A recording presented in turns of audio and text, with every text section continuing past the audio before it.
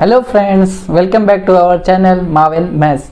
जैसा कि आप सब जानते हैं, यह हमारी क्वेश्चन आंसर की सीरीज चल रही है जिसमें हम परसेंटेज के क्वेश्चन कर रहे हैं। और आज हम इन्वर्स लॉ पढ़ेंगे। अपने बोर्ड पे देखा ही होगा इन्वर्स लॉ लिखा है, तो इन्वर्स लॉ क्या होता है उसके बारे में जानेंगे और उसके बेस्ड कुछ क्वेश्चन होंगे जो हम उनको करेंगे। चलिए शुरू करते हैं।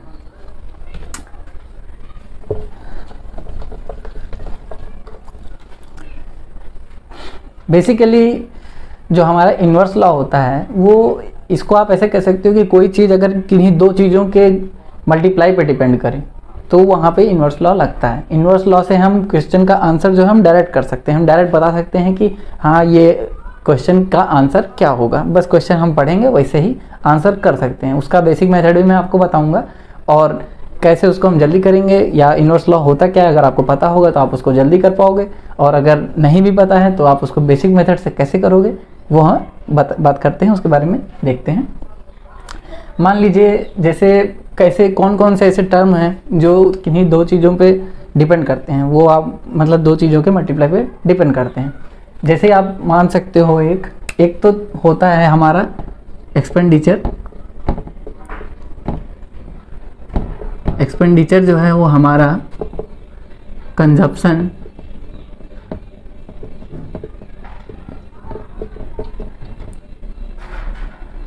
इनटू प्राइस पर डिपेंड करता है। और इसी तरीके से और भी चीज़ें होती हैं, जैसे एरिया ऑफ ट्रायंगल हो सकता है, एरिया ऑफ रेक्टेंगल हो सकता है, क्योंकि एरिया ऑफ ट्रायंगल में दो चीज़ों का मल्टीप्लाई होता है, हाइट इनटू बेस, तो वहाँ पे ये यूज हो सकता है। और एरिया ऑफ रेक्टेंगल में हो सकता है क्योंकि वहाँ पे भी लेंथ इनटू ब्रेथ होता है, उसका जब आप लंबाई गुणे चौड़ाई करेंगे तो भी आपको दो चीज़ें को मल्टीप्लाई करना पड़ेगा, तो एरिया जो है वो दो चीज़ों के मल्टीप्लाई पे डिपेंड करेगा। यहाँ पे हमारा एक्सपेंडिचर जो है वो प्राइस और कंजम्पशन पे डिपेंड करता है। कंजम्पशन को आप क्वांटिटी ले सकते हो, जैसे मैं बता रहा हूँ कैसे एक्सपेंडिचर इस पे डिपेंड करता है। मान लीजिए आप 5 kg कुछ लेने गए, आपका जो कंजम्पशन है वो 5 kg है। 5 kg मान लीजिए शुगर लेने गए आप शुगर लेने गए, शुगर का जो कंजम्पशन है आपका महीने भर का, आपका मंथली जो कंजम्पशन है वो 5 kg है, और आपका जो प्राइस है शुगर का वो 20 रुपीज़ है। तो हमारा एक्सपेंडिचर कितना होगा? एक्सपेंडिचर 100 रुपीज़, 100 रुपीज़ हो जाएगा। ये पर केजी में होगा कि भाई 20 रुपीज़ पर केजी में है, हमने 5 से मल्टीप्लाई किया तो हमारा 100 रुपये एक्सपेंडिचर हुआ। इसका मतलब ये हुआ कि हमारा जो महीने भर का जो हमारा चीनी का खर्चा है या शुगर का जो हमारा महीने भर का खर्चा है वो 100 रुपये है। इसी तरीके से हम और भी चीज़ें कर सकते हैं। तो इसमें क्वेश्चन कैसे बनते हैं, हम कहाँ पे ये चीज़ लागू करते हैं कि जहाँ पे इन्वर्स लॉ हमें लगाना पड़े, चलिए वो देखते हैं। यहाँ तक तो आपको समझ में आ गया कि कैसे ये डिपेंड करता है दो चीज़ों का मल्टीप्लाई। अगर आप रेक्टेंगल का एरिया निकालोगे तो वहाँ पे भी आपको लेंथ का मल्टीप्लाई ब्रेथ से करना पड़ेगा, तो वहाँ पे भी सेम यही फॉर्मूला लगेगा।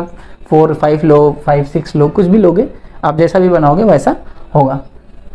तो यहाँ यूज कैसे करते हैं, असल में हमारे क्वेश्चन में ऐसे आता है जहाँ पे हम डायरेक्ट इन्वर्स लॉ यूज कर सकते हैं कि बोलेगा वो कि हमने जो है शुगर का प्राइस जो है वो 20% इंक्रीज़ कर दिया, हमने 20% इंक्रीज़ कर दिया, हमने शुगर के प्राइस को 20% बढ़ा दिया। तो हमारे पास मान लीजिए कि 100 ही रुपये हैं, ठीक है, 100 ही रुपये हैं हमारे पास खर्च करने के लिए, सिर्फ 100 रुपये हैं। 100 रुपये हमारे पास हमेशा से, इससे ज़्यादा हमको कुछ नहीं मिलता। एक तरीके से आप पॉकेट मनी मान लीजिए, चॉकलेट है, चॉकलेट अगर आप चॉकलेट के टर्म में ले लीजिए कि आप कोई चॉकलेट खाते हैं, ठीक है, और जो चॉकलेट आप खा रहे हो 5 चॉकलेट खाते हो, आप 5 चॉकलेट खाते हो जिसका प्राइस जो है वो 20 रुपीज़ पर चॉकलेट है। मतलब 20 रुपीज़ पर चॉकलेट आप खाते हो और आप 5 चॉकलेट खाते हो, तो यानी आपका जो एक्सपेंडिचर हुआ, मतलब खर्च जो है वो 100 रुपीज़ होगा, ठीक है। आपको पॉकेट मनी एक तरीके से आप इसको ये समझ लीजिए कि आपको ये पॉकेट मनी मिली हुई है जो कि 100 रुपये है। तो आप अगर क्वेश्चन ऐसे बनता है कि अगर प्राइस में हम मान लीजिए 25% का इंक्रीज़ किया, बोलेगा ऐसे क्वेश्चन में कि प्राइस जो है वो 25% इंक्रीज़ हो गया है, तो अब हमें कितना डिक्रीज़ करना पड़ेगा हमें। जैसे कि मान लीजिए अगर प्राइस अगर इसका बढ़ाएंगे तो हमें 5 तो मिलेगा नहीं, इससे कम ना मिलेगा, क्योंकि भाई हमको हमारे पास पैसा तो सेम है, हमारे पास पैसा सिर्फ 100 ही रुपये है। अगर हम प्राइस बढ़ा देंगे तो हमें चॉकलेट 5 नहीं मिलेगी, क्योंकि कम मिलेगी थोड़ा। तो कितना कम मिलेगी, हमें उसको कितना कम करेंगे, इसी को परसेंटेज में बताना पड़ता है जब हमारा एक्सपेंडिचर सेम हो। ऐसा क्वेश्चन ने बताएगा कि हमारा एक्सपेंडिचर जो है वो सेम है, या तो बढ़ नहीं रहा है या घट नहीं रहा है, सेम रहेगा, वहाँ पे हम इन्वर्स लॉ लगाएंगे। मान लीजिए अगर यहाँ पे 20 रुपीज़ दिया है, अगर इसको हम 25% से इंक्रीज़ कर दें, बोलेगा कि 25% अब इंक्रीज़ कर दो। 25% से आप इंक्रीज़ करोगे, इसकी फ्रैक्शन वैल्यू कितनी होती है 1/4, यानी कि 4 से होगा 5, यानी 5/4 करोगे आप, तो ये हो गया 25 रुपीज़ पर चॉकलेट। पहले चॉकलेट मिलती थी 20 रुपये में, अब मिलती है 25 रुपये में। तो अब आप कितनी चॉकलेट ख़रीद पाओगे, आपके पास केवल 100 रुपये है, तो 100 रुपये में आप अगर 25 का डिवाइड करोगे तो 4, यानी कि पहले आप जब 20 रुपये में हमारा चॉकलेट था तब आप 5 चॉकलेट ख़रीद पा रहे थे। अब हमारे पास जब प्राइस 25 रुपये हो गया है तो हम सिर्फ 4 चॉकलेट ही खरीद पा रहे हैं, 4 चॉकलेट हम खरीद पा रहे हैं। तो हमसे ये बोलेगा कि कितना परसेंट हम घटाए। पहले हम खरीदते थे कितना 5, अब खरीद कितना पा रहे हैं 4, यानी कि 1/5 इंटू 100 करेंगे तो हमारा 20% आंसर होगा। यानी हम अब इन्वर्स लॉ कैसे लगाते हैं कि हमारा 20% हमारा लास्ट में आया है, हम इसी को डायरेक्ट बता सकते हैं। यहाँ हमने 25% से इंक्रीज़ किया तो हमारा 20% से डिक्रीज़ होगा, ये हम डायरेक्ट बता सकते हैं। यही चीज़ इन्वर्स लॉ है। कैसे बताते हैं मैं बता रहा हूँ आपको। अब आपने मेरा जो पहला लेक्चर देखा होगा परसेंटेज का, उसमें मैंने कुछ फ्रैक्शंस की वैल्यू बताई थी, एक एक करके मैंने कुछ फ्रैक्शंस की वैल्यू बताई थी, जो कि ऐसे थी 1% की वैल्यू 100%, 1/2 की वैल्यू जो है वो 50%, 1/3 की वैल्यू जो है वो 33, 1/3%, 1/4 की जो वैल्यू है वो 25%। अगर आपको याद होगी तो आप काफ़ी इजीली क्वेश्चन को कर सकते हो, बस क्वेश्चन पढ़ोगे और आप आंसर करोगे, इतना स्पीड हो जाता है इसमें। 20%, 1/6 की जो वैल्यू होगी 16, 2/3%, 1/7 की वैल्यू होगी 14, 2/7%, 1/8 की वैल्यू होगी 12.5%। ये इस तरीके से जो सारी टेबल हैं, अगर हमको जो मैंने बताई हैं जितनी भी, अगर आपको याद है तो आप इसको डायरेक्ट आंसर कर सकते हो। वैसे बेसिकली जो क्वेश्चन आते हैं वो इन्हीं परसेंटेज पे बेस आते हैं, ताकि वो बहुत आसान होता है, हम लोग कर सकते हैं।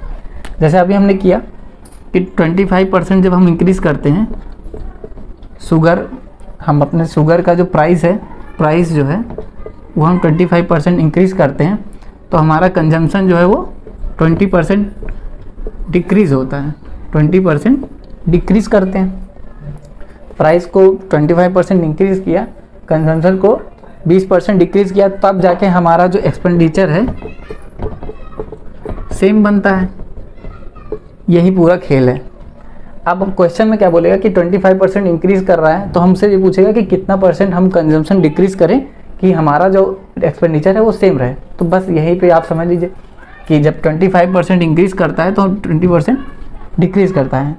मतलब इधर से आइए, अगर आप 50% इंक्रीज़ करेंगे, यहाँ पे अगर 50% आप इंक्रीज़ करेंगे तो आपको उसके जस्ट नीचे वाली वैल्यू, यहाँ 50% इंक्रीज़ किया तो जस्ट नीचे वाली वैल्यू यानी कि 33 1/3% कंजम्पशन में आपको डिक्रीज़ करना पड़ेगा। अगर आप 20% इंक्रीज़ करते हो तो 16 2/3% डिक्रीज़ करना पड़ेगा।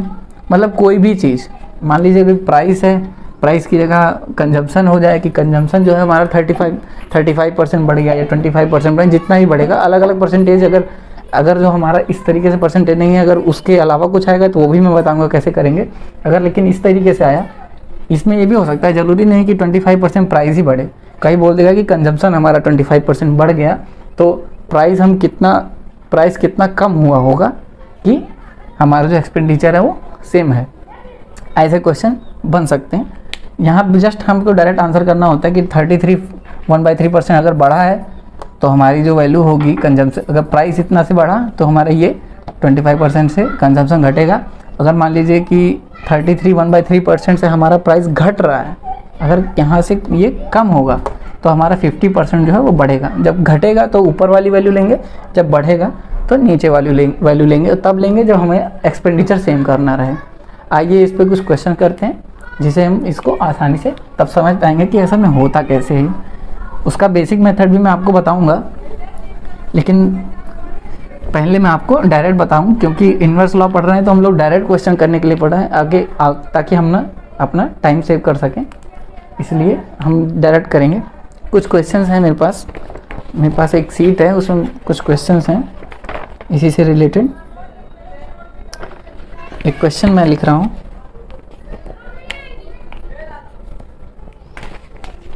असल में सब एक जैसे ही क्वेश्चन होते हैं, बस डाटा अलग अलग होता है। लिखा हुआ है कि the price of sugar is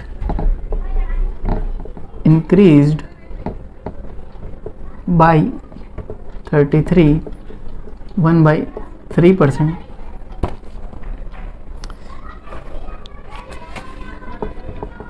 If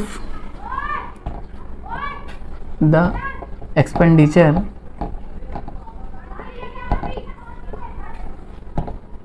should not increase,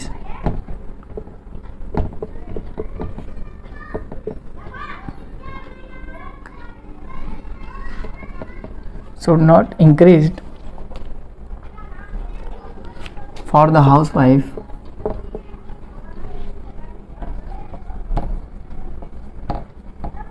मतलब एक हाउसवाइफ हैं, उनके लिए क्या हो रहा है कि शुगर का जो प्राइस है वो 1/3% से बढ़ जा रहा है। तो अब भी बोल रहा है कि उनका जो खर्चा है वो इंक्रीज़ नहीं होना चाहिए। मतलब अब हाउसवाइफ हैं तो वो तो यही चाहेंगी ना कि भाई खर्चा हमारा ना बढ़े। तो वो क्या करेंगी कि अपने जो खाती हैं, यानी कंजम्पशन जो है वो जितना महीने में जो खाती हैं उसको थोड़ा कम करेंगे। तो वही पूछा है कि किस परसेंटेज से कम करेंगे, कि how much percentage, how much see have to decrease the consumption of sugar in percentage. अब हमको परसेंटेज में ये बताना है कि उसने कितना डिक्रीज़ किया। जैसे हमने इन्वर्स लॉ पढ़ा कि कहाँ लगेगा कि 1/3% से इंक्रीज़ कर रहा है हमारा, तो हमारा डायरेक्ट जो हमारा आंसर होगा वो डिक्रीज़ करने वाला होगा। जस्ट इसकी छोटी वैल्यू जो हमने वो पढ़ी हुई है ना, हमने जो टेबल हमने पढ़ी हुई थी उस टेबल में जस्ट इसके नीचे वाली वैल्यू, अगर आपको नहीं याद है तो ये होती कितनी है, 1/3 की वैल्यू होती है। अब हमें इसके नीचे आना है, यानी कि 1/4 पे आना है, यानी कि 25% हमारा आंसर होगा। यानी कि हम अगर वो प्राइस में 1/3% इंक्रीज़ कर रहा है, तो अगर हम कंजम्पशन में 25% का डिक्रीज़ कर देंगे तो हमारा आंसर आ जाएगा। हम मतलब हमारा जो कंजम्पशन है या एक्सपेंडिचर है वो सेम रहेगा। इसको दूसरी तरीके से कैसे कर सकते हैं, मान लीजिए तो इन्वर्स लॉ लगा दिया।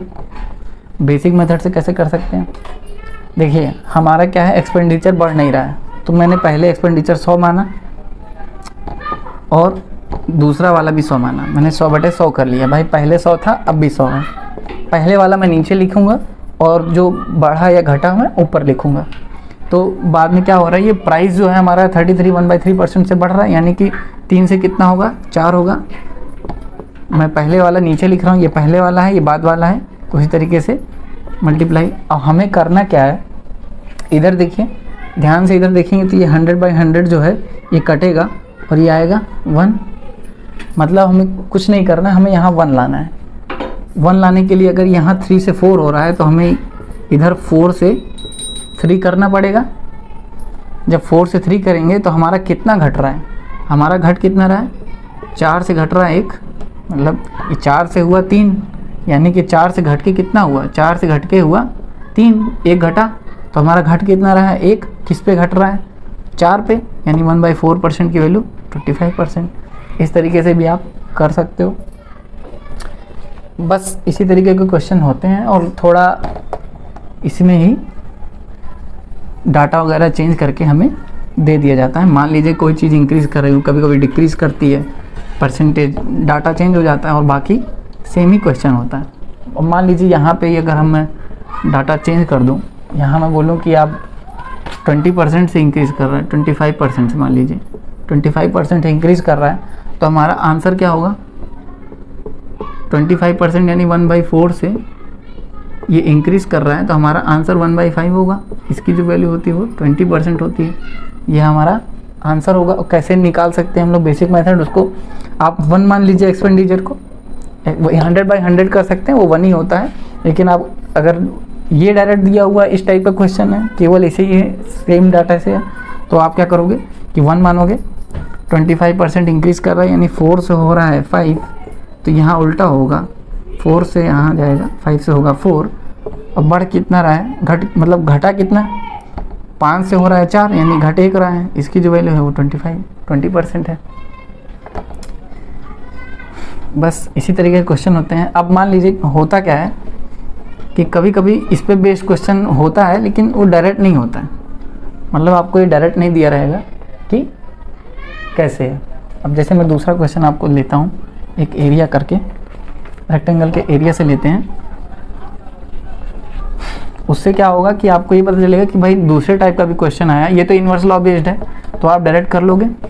अगर दूसरा कोई क्वेश्चन आया जो उसी बेस्ड पे है लेकिन आपको समझ नहीं आएगा कि वो है, तो वो कैसे करेंगे? जैसे मल्टीप्लाई में ही होता है ये सब ना, मैंने आपको पहले बताया, जब दो चीज़ों को मल्टीप्लाई में हो तब होता है। तो दूसरा क्वेश्चन क्या है? The length of a rectangle, the length of the rectangle is increased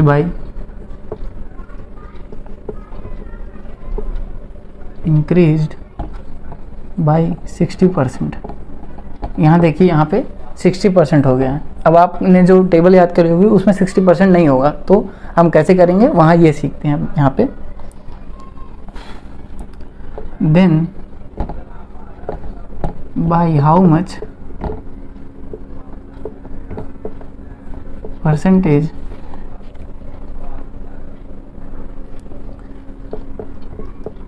its breadth should be decreased so that area of rectangle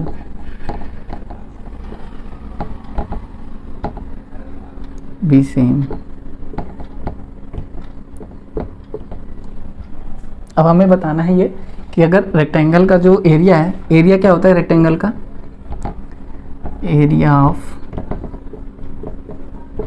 rectangle length into breadth, यही होता है। इसमें आप देख सकते हो कि दो चीज़ों का अलग अलग मल्टीप्लाई हुआ है, तो हम यहाँ पे इन्वर्स लॉ लगा सकते हैं। कैसे लगाएंगे वो सीखते हैं। यहाँ पे आप डायरेक्ट नहीं बता पाओगे कि 60 है तो क्या हुआ, तो हम उसको कैसे करेंगे ये देखते हैं। यहाँ क्या बोला है कि हमारा जो एरिया ऑफ रेक्टेंगल है, मैं दूसरी पेन यूज़ कर लेता हूँ। एरिया ऑफ रेक्टेंगल जो है वो हमारा सेम होना चाहिए, सेम होना चाहिए, यानी कि बढ़ नहीं रहा है वो।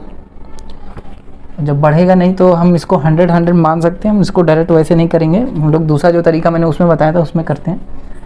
मैंने इसको 100 माना, दोनों साइड 100 मान लिया। पहले भी 100 था, बाद में भी 100 है क्योंकि सेम दिया हुआ है। यहाँ आप 1 भी कर सकते हो, इसको 1 मान के चलो। अब बढ़ कितना रहा है? 60% से 60% से बढ़ रहा है लेंथ इसकी, यानी 60% की जो परसेंटेज वाली होती है वो 3/5 होती है। तो ये 5 से हो जाएगी कितनी? 8 हो जाएगी। 5 से 8 बढ़ेगी।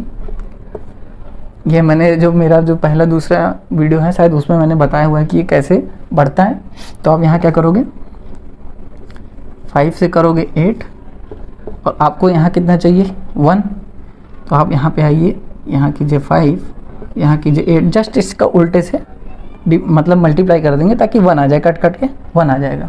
और हमको लाना ही 1 है क्योंकि यहाँ पे हमको सेम दिया हुआ है।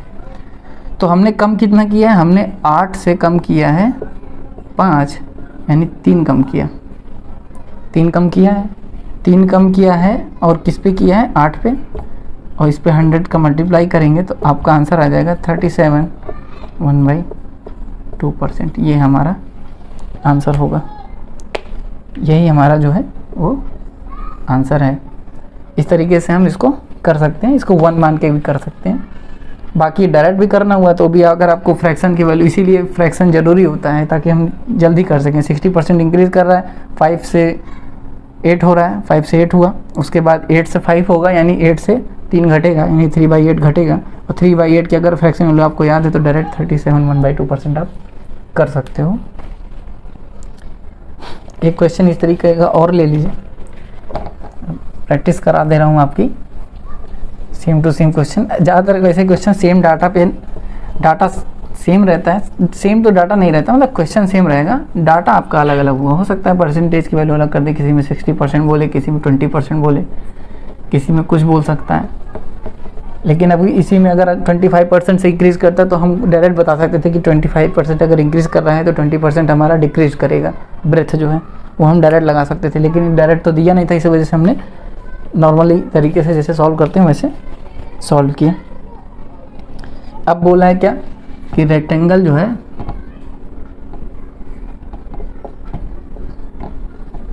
उसका जो हाइट है, हाइट नहीं है लेंथ होता है इसमें, रेक्टेंगल का जो लेंथ है वो जो है वो 40% से इंक्रीज कर रहा है क्या, डिक्रीज कर रहा है, 40% से डिक्रीज किया यानी कि 40% से ये कम हो रहा है। अब ये पूछा है कि जो उसका ब्रेथ है, ब्रेथ जो है वो कितने परसेंट से इंक्रीज करे, कितने परसेंट से इंक्रीज करेगा कि रेक्टेंगल का जो एरिया है, एरिया वो जो है वो सेम रहे। सेम क्वेश्चन जैसे हमने पहले किया, उसमें 60% बढ़ रहा था, इसमें 40% डिक्रीज कर रहा है।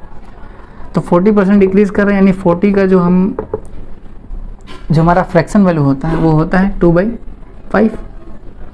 तो 2/5 यानी 5 से हो रहा है 3, 2 घटेगा क्योंकि डिक्रीज कर रहा है, तो ये हो गया कितना, हम नीचे लिखते हैं, यहाँ 1 लिखते हैं, हमारा 1 होता है, 5 से 3 हो जाएगा क्योंकि 5 से 2 घटेगा, तो 5 से होगा 3, तो यहाँ होगा 3 से होगा 5, तभी जाके यहाँ 1 आएगा। तो हमारा 3 से कितना बढ़ रहा है, 2 बढ़ रहा है। अब इसका मल्टीप्लाई करेंगे तो आपका आंसर आएगा 66, 2/3%। ये हमारा आंसर होगा। इसी तरीके से हम इसको कर सकते हैं, ये हमारा मेथड है, हम इसको लगाएंगे, 1 बनाएंगे, कर लेंगे। अब कुछ क्वेश्चन ऐसे आएंगे जिसमें हम लोग सेम नहीं रहेगा, हमारा एरिया सेम ना रहे या कुछ एक्सपेंडिचर सेम ना रहे, ऐसे क्वेश्चन भी आते हैं। अब उन क्वेश्चन को कैसे टैकल करेंगे वो सीखते हैं।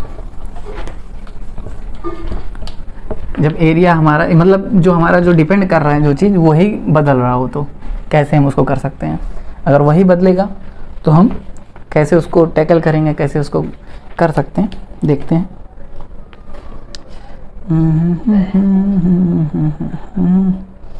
ये चीज़ है, एक क्वेश्चन लिख दे रहा हूँ। The height of A triangle, height of A triangle is increased by 20%, is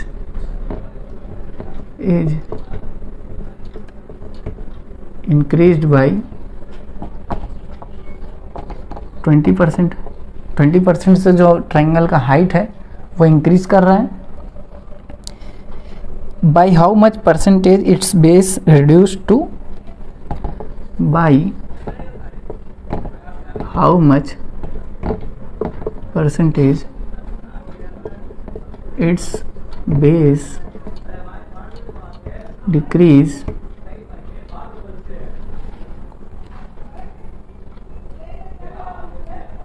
so that the area of triangle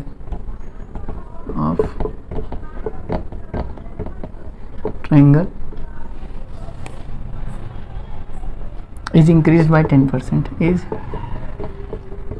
increase by 10%। ये हमारा क्वेश्चन है।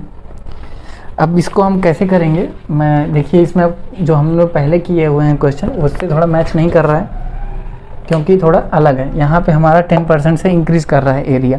इसके पहले हमने जितने भी क्वेश्चन किए थे उसमें सेम था हमारा जो एरिया था, जैसे हमने पहले रेक्टेंगल वाले में किया था तो उसमें एरिया दोनों में सेम था। इसमें जो है 10% से इंक्रीज़ कर रहा है, तो यहाँ पे भी इंक्रीज़ दिया हुआ है। अब बोल रहा है कि डिक्रीज़ कितना हो रहा होगा। अब हम जो 1 वाला मेथड है उसको तो करेंगे ही करेंगे, उसी से करते हैं। बाकी हम इसमें भी हम डायरेक्ट नहीं बता सकते कि 20% इंक्रीज़ कर रहा है, तो अब डायरेक्ट आप बता दो कि नहीं अब 16/3% जो है वो डिक्रीज़ करेगा, यहाँ गलत हो जाएगा, क्योंकि यहाँ हमारा चेंज हो रहा है, जो हमारा एरिया है वो चेंज हो रहा है। इस वजह से इसमें हम क्या लगाएंगे, इसमें भी वो जो मैंने लगाया था, जो हमने 100/100 किया था वहीं से करेंगे। फिर उसी के बाद मैं बताऊँगा कि आप उसको और जल्दी कैसे कर सकते हो। हमने क्या लिया, पहले हमारा क्या था 100 था। हम पहले जो हमारी वैल्यू पहले होती है इनिशियल वैल्यू, हम उसको पहले लिखते हैं, नीचे लिखते हैं। अब क्या बोल रहा है कि भाई 10% हमारा एरिया इंक्रीज हुआ। देखिए ट्रायंगल का जो एरिया क्या होता है, area of triangle half into height into base होता है, मतलब कि हाइट का मल्टीप्लाई बेस से होता है।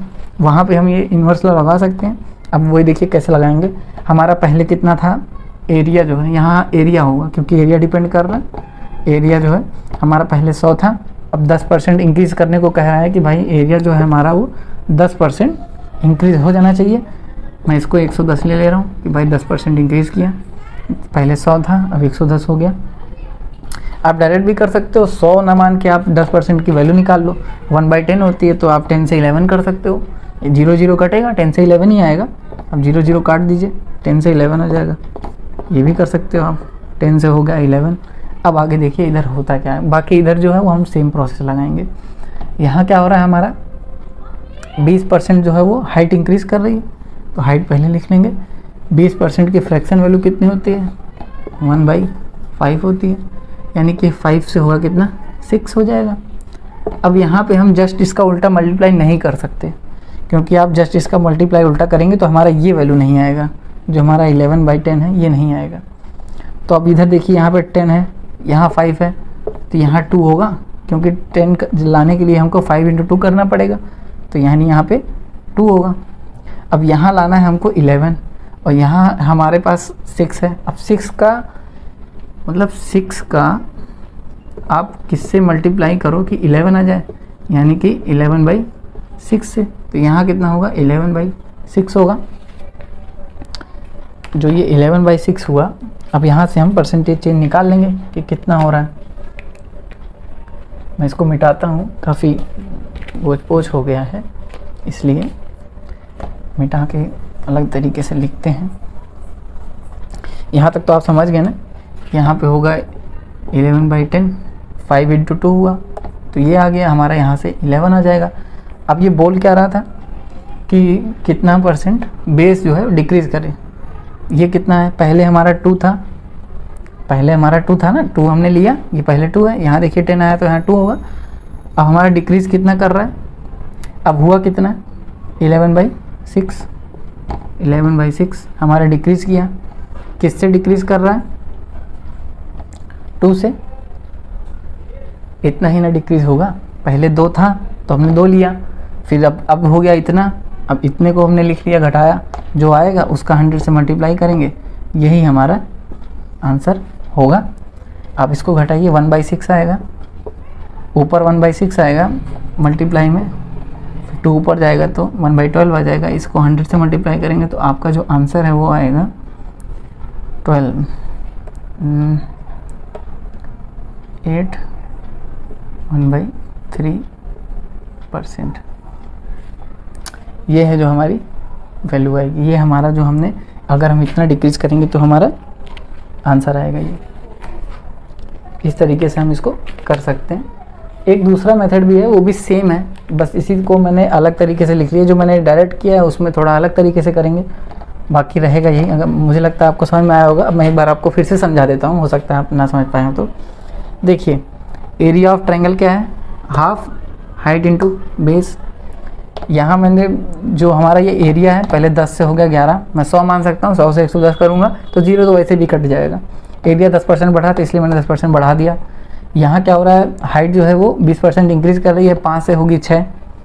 अब यहाँ पे हम डायरेक्ट नहीं करेंगे, क्योंकि डायरेक्ट करेंगे तो हमारा आंसर गलत आ जाएगा, क्योंकि यहाँ पे इंक्रीज सेम होता तो वो डायरेक्ट करते, सेम ट्रायंगल का एरिया होता पूछा होता तब करते। यहाँ पे 10% इंक्रीज़ कर रहा है तो 10% हम इंक्रीज़ करा, यहाँ पे इंक्रीज़ करा चुके हैं।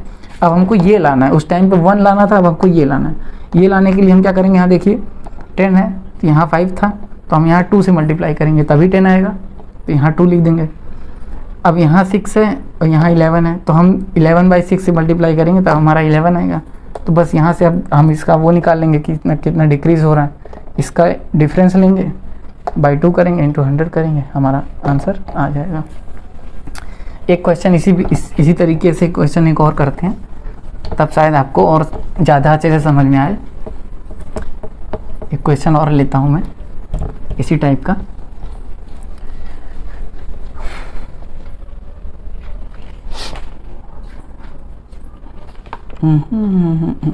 ठीक है।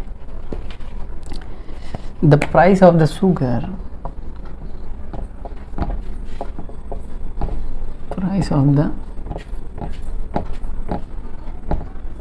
sugar is decreased by 30%, is decreased by 30%, by how much kilogram। ठीक, मैं इस टाइप का भी क्वेश्चन बता ही देता हूँ आपको। by how much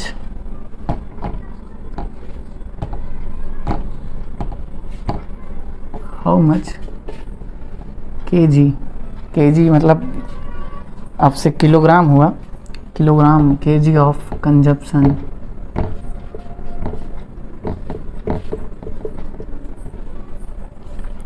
is decreased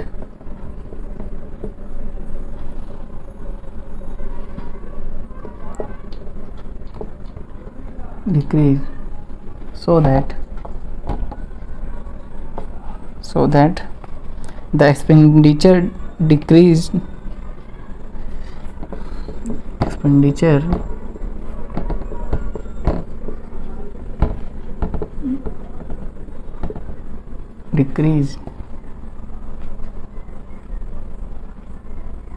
by only 5%, by 5% only. His original consumption is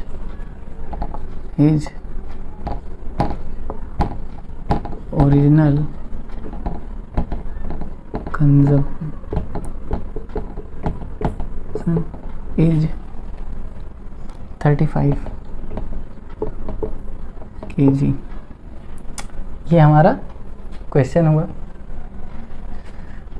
question हमसे पूछ रहा है कि शुगर का जो प्राइस है वो 30% डिक्रीज़ कर रहा है, तो कंजम्पशन में हम कितना डिक्रीज़ करें कि केवल 5% ही डिक्रीज़ हो हमारा।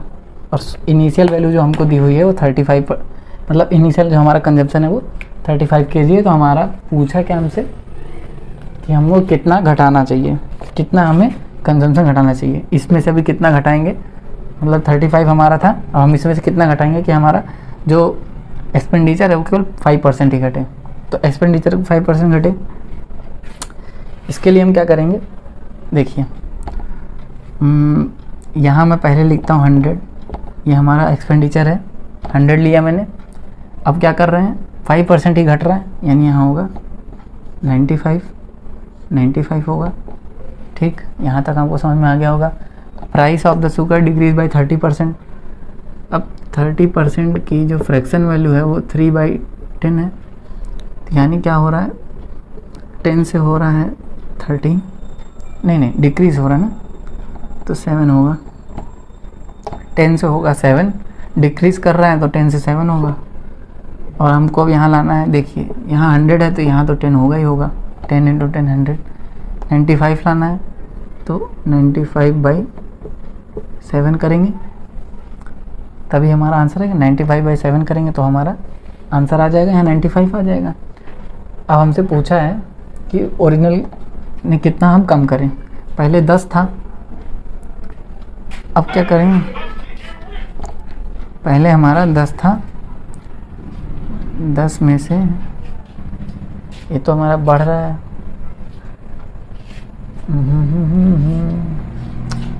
ये क्वेश्चन में थोड़ी गड़बड़ी है, ये इंक्रीज होगा, यहाँ पे इंक्रीज होगा तभी आपका आंसर आएगा, नहीं तो ये क्वेश्चन ही गलत हुआ है, क्वेश्चन ही गलत दिया हुआ है। इंक्रीज्ड, क्योंकि आप देख सकते हो यहाँ पे बढ़ ही रहा है, ये 10 से ज़्यादा ही जाएगा, तो यहाँ पे ये बढ़ेगा। कितना बढ़ रहा है, ये बढ़ा कितना, 95/7 -10 इंटू 100 करेंगे, ऊपर आएगा कितना, 25/7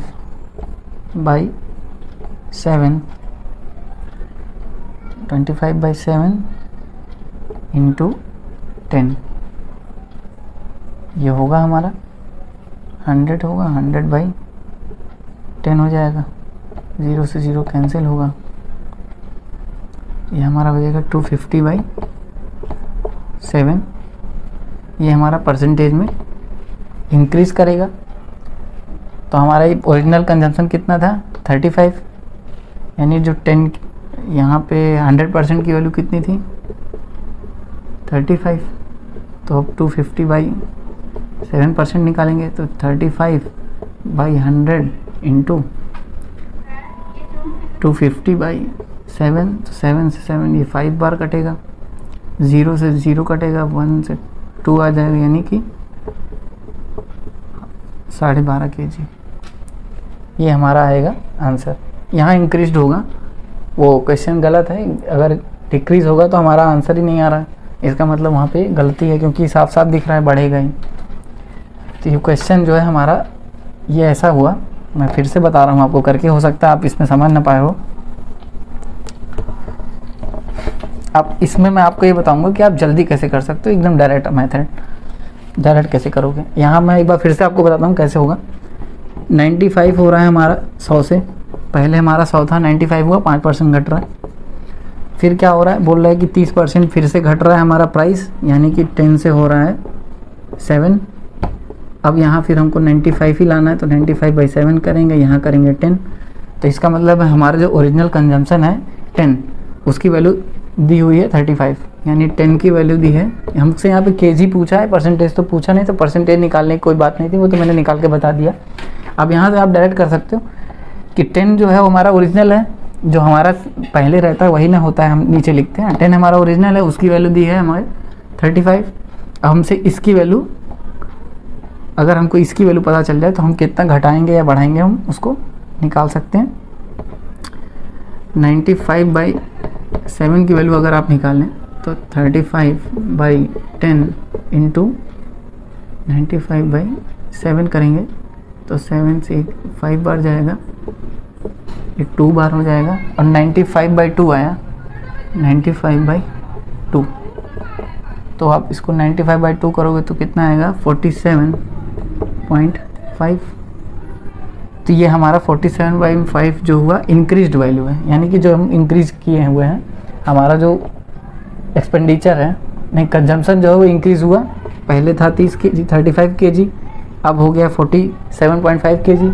तो हमसे पूछा कितना है कि कितना kg हमसे बढ़ा हुआ है, मतलब बढ़ा हुआ कितने kg, यानी कि 47.5 माइनस 35, यानी कि 12.5 kg, जो हमारा पहले आंसर आ रहा था वही आएगा 12.5 kg।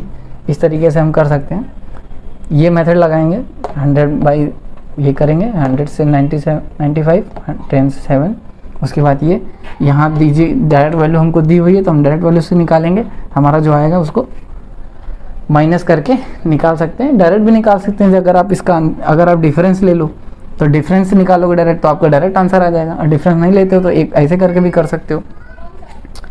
एक और क्या तरीका हो सकता है जो इसको खूब और भी जल्दी कर सकते हैं, वो कैसे कर सकते हैं मैं आपको वो भी बता दे रहा हूँ। तो आइए देखते हैं कि ये क्वेश्चन को हम किस तरीके से और दूसरी तरीके से कर सकते हैं जिससे इजी तरीके से हो जाए।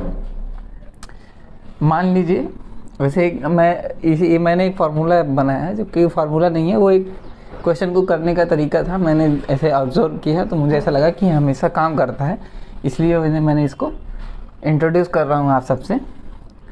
इसमें होता क्या है असल में, आप 100 प्लस माइनस एक्सपेंस कीजिए अपॉन में 100 प्लस माइनस ये प्राइस या कंजम्पशन जो भी दिया होगा उसमें जो भी डिफरेंस रहेगा वही हमको लिखना है। ये जो हमारे आएगा वो क्वेश्चन में जो भी पूछा रहेगा, या प्राइस में डिफरेंस पूछे या कंजम्पशन में डिफरेंस पूछे, वो हमारा इससे आ जाएगा। चलिए देखते हैं इसको कैसे करेंगे। इसमें 100 प्लस माइनस ई, यानी ये हमारा ई जो है हमारा वो एक्सपेंस है, या इसको बोल सकते हैं एक्सपेंडिचर है।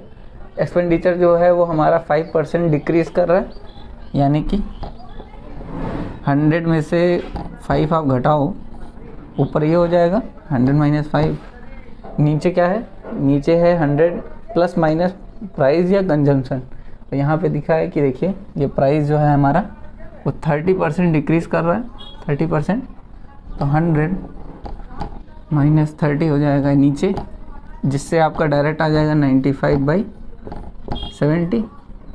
ये जो हमारी वैल्यू है यही हमको फाइंड करनी थी। अब मैं बता रहा हूँ इसमें होता क्या है। जो नीचे वाली वैल्यू हमारी रहती है, जो ये हमारा 70 है, ये हमारी इनिशियल क्वांटिटी रहती है हमेशा, जो हम शुरू में यूज़ करते हैं। ऊपर वाला जो रहता है हमारा ये फाइनल होता है लास्ट में, और ये होता है हमारा इनिशियल। तो ये हमारा इनिशियल क्वांटिटी, ये हमारा फाइनल क्वांटिटी। और हमें इनिशियल दे के रखा है, देखिए ओरिजिनल कंजम्पशन जो हमारा होता है वो इनिशियल होता है। इनिशियल 70 हमारा इधर मिला है, और जबकि इनिशियल हमको 35 kg दिया हुआ है। इसका मतलब क्या है कि 70 की जो वैल्यू है हमारी वो 35 kg है, और 95 की वैल्यू जो हो जाएगी वो 47.5 kg हो जाएगा। 70 का आधा हो रहा है, देखिए 70 का आधा 35, तो 95 का आधा 47.5। तो हमें आंसर क्या निकालना है कि कितना बढ़ा, हाउ मच kg, कितना बढ़ रहा है। देख लीजिए इसमें 12.5 का इंक्रीज़ है, तो 12.5 kg ये हमारा आंसर होगा। इस तरीके से हम इसको कर सकते हैं। और मान लीजिए अगर आपको ये तीनों तरीके या ये दोनों तरीके जो नहीं समझ में आए हैं, मैं एक और तरीका बताता हूँ जिससे आप इसको कर सकते हो। वो एकदम बेसिक मेथड है, वही मैं आपको बता देता हूँ। वैसे वो और कुछ नहीं है, वो जो 100 बाई 100 वाला था वही उसी मेथड का ही थोड़ा इजी मेथड है। इजी क्या है उसको आप समझ सकते हो, उसमें लेंदी पड़ता है। बाकी ये है कि आप अगर आपको समझ में नहीं आया है ये सब, तो उसके लिए आप वो यूज़ कर सकते हो।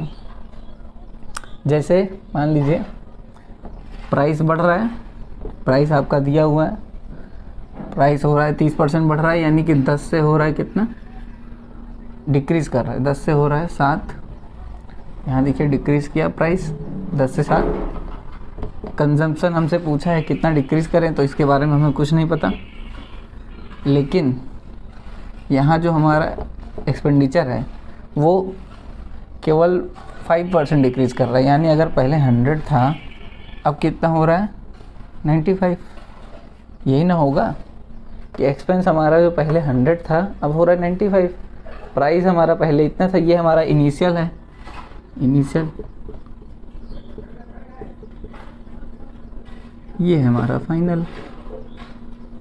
तो हमारा इनिशियल इधर इधर ही रहेगा ना, देखिए इनिशियल इस साइड पूरा, इस साइड हमारा पूरा इनिशियल, इस साइड पूरा हमारा फाइनल। तो इनिशियल देखिए, तो एक्सपेंडिचर होता क्या है, प्राइस इंटू कंजप्शन। तो यहाँ आप इंटू करेंगे तभी ना यहाँ पे 100 आएगा, तो आप यहाँ 10 करेंगे, क्योंकि 10 इंटू 10 तभी 100 होगा। इस फार्मूले से, ये फार्मूला समझिए, जैसे आप जैसे भी एक्सपेंडिचर निकलता है वही निकाला है मैंने, कि प्राइस मान लिया है 10 है, कंजम्पशन मान लिया 10 है, तो हमारा एक्सपेंस जो है वो 100 हो गया। अब यहाँ क्या करना है, यहाँ भी हमको 95 लाना है। तो हम 7 का किससे मल्टीप्लाई करें कि 95 आ जाए, 95/7। अगर इस 95/7 से 7 का मल्टीप्लाई करेंगे तो 95 आ जाएगा। यही हमको पता करना था। अब क्या करना है, हमको बताना है कि कंजम्पशन हम कितना इंक्रीज़ करें। ये देखिए कितना इंक्रीज़ करें, तो आप डिफरेंस ले लीजिए 95/7 माइनस 10, यानी ये हो जाएगा 25/7।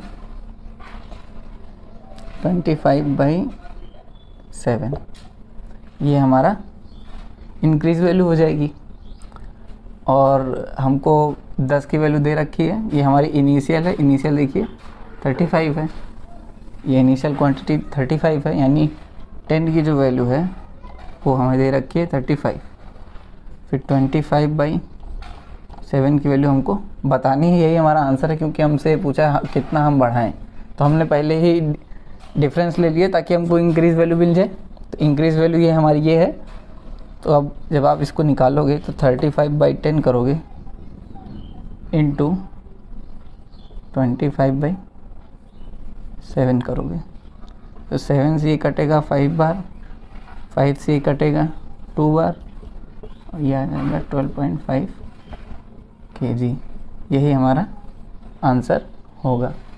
इस तरीके से भी आप इसको एकदम इजी तरीके से भी कर सकते थे, वो तो दूसरे मेथड हैं। अगर आपको कुछ नहीं समझ में आया तो अब इस तरीके से आप कीजिएगा कि आप इसको एक्सपेंस 100 मानिए, जो भी रहे हमेशा, तो आप इधर जो भी बढ़ेगा घटेगा उसको आपको 100 करना रहेगा मल्टीप्लाई करके। फिर जो इधर आएगा उसको भी आप जितना वो कम ज़्यादा बताए उतना इधर करेंगे।